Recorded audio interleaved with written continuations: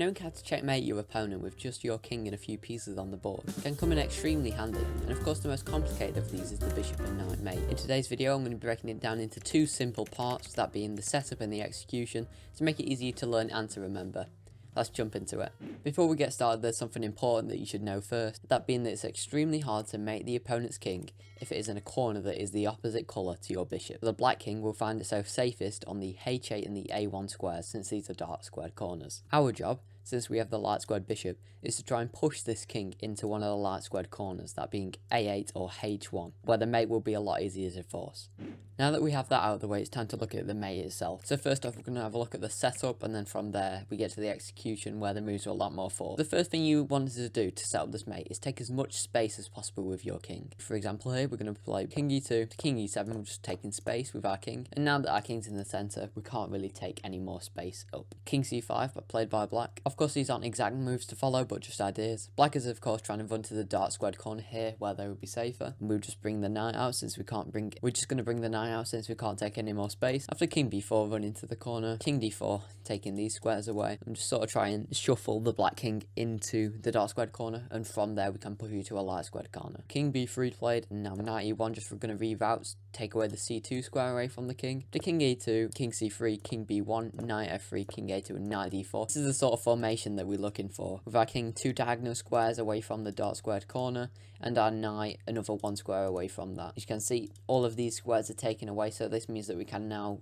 drive the black king laterally to the light squared corner. And now, no matter where the black king goes, we'll be able to get to our final setup. If the king comes to a1, then we'll follow the line bishop c4, taking away the a2 square, king b1, knight c2, king c1, and bishop a2. And now we're starting to drive the king out in this direction, but king a1 doesn't have to be played. If king a3 was played instead, then we would have bishop b5 taking away this square, and after king a2, knight c2 taking away the a3 and a1 squares, king b1, bishop c4, king c1, and bishop a2 were in the same position again. And if king b1 was played here, then very similar. Bishop c4, king a1, knight c2 check, king b1, bishop d5, so we play a waiting move with the bishop so that the king can come to c1. And after that happens, bishop a2, we're in the same position again.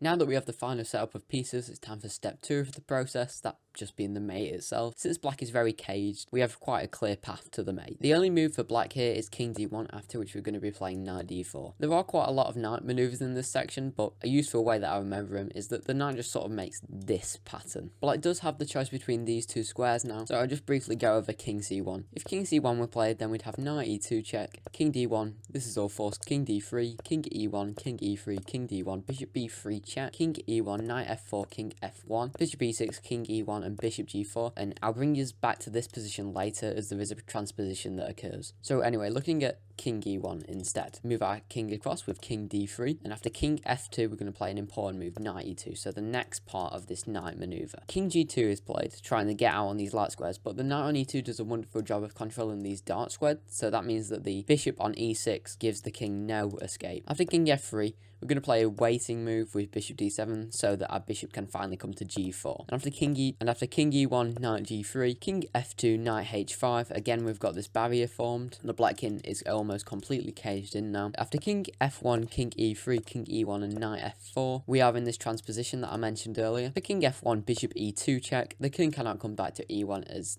knight to either of these squares would be mate. So after king g1, king f3, just a bit of shuffling here, king h2, king f2, king h1, king g3, and after king g1, knight h3 check, the final part of this knight maneuver, king h1 and bishop f3 is a checkmate. If you really want to perfect your technique in this mate, I'd recommend training against a large chess engine, bishop and knight mate interactive lesson. I'll just show you what that would look like now. Just moving our king forward, bring our knight, take more space with our king. We're going to reroute our knight, take more space with the king, move the knight, and now we have the setup, bishop c4, knight check, waiting move, and then come to a2, knight d4, king, and then the knight maneuver, take away this square, waiting move, and then bishop g4. Here we are going to play knight f4.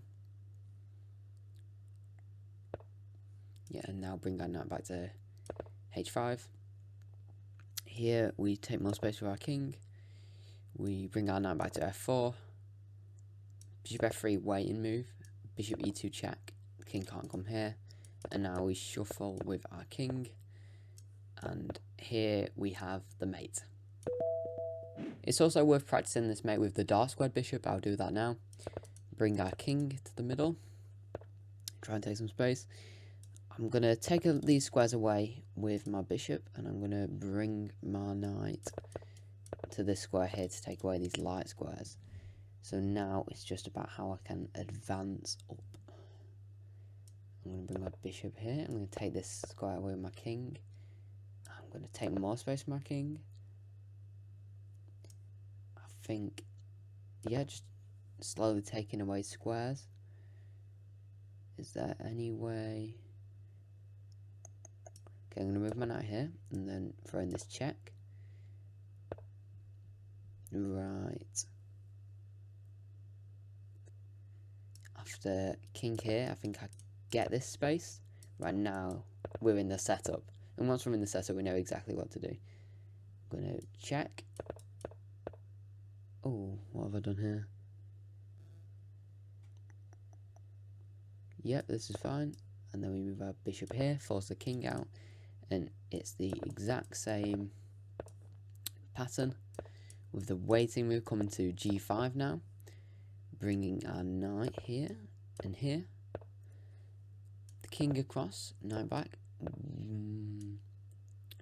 Now the waiting move for the bishop, check. And then the king shuffling. And we have the mate with the dark squared bishop. Click here if you want to see how to play Magnus Carlsen's Scarver Gambit.